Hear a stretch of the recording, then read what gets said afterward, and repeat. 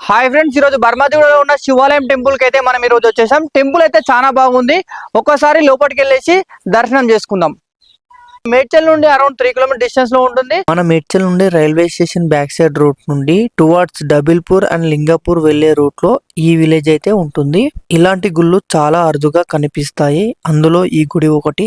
దాదాపు 150 సంవత్సరాల పురాతన చరిత్ర గల ఆలయం ఇది. గుడికి నీడగా ఉంటుంది. గుడికి వచ్చి దర్శనం చేసుకునే వారికి కూడా నీడగా ఉంటుంది అని గుడి పక్కన చెట్టు పెట్టారట. కానీ చెట్టు పెరిగి గుడి చుట్టుముట్టు ఆశ్చర్యకరంగా పెరిగిపోయిందట.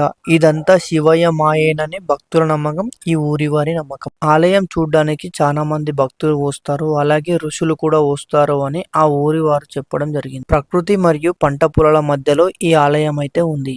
మర్రి చెట్టుకు చావు లేదని నమ్ముతారు. శివుడు కూడా ఆది అంతం లేనివాడు కాబట్టి శివుడిని ఈ చెట్టుతో పోలుస్తారు. మర్రి చెట్టు తన ఊడల ద్వారా విస్తరించి చిరకాలం జీవిస్తుంది. అది శివుని నిత్యత్వాన్ని సూచిస్తుంది. మర్రి చెట్టులో బ్రహ్మ, విష్ణువు మరియు శివుడు నివసిస్తారని నమ్ముతారు. ముఖ్యంగా శివుని అంశ ఈ చెట్టులో ఎక్కువగా ఉంటుందని ప్రతిది. టెంపుల్ అయితే ఆశ్చర్యకరంగా చాలా బాగుంటుంది.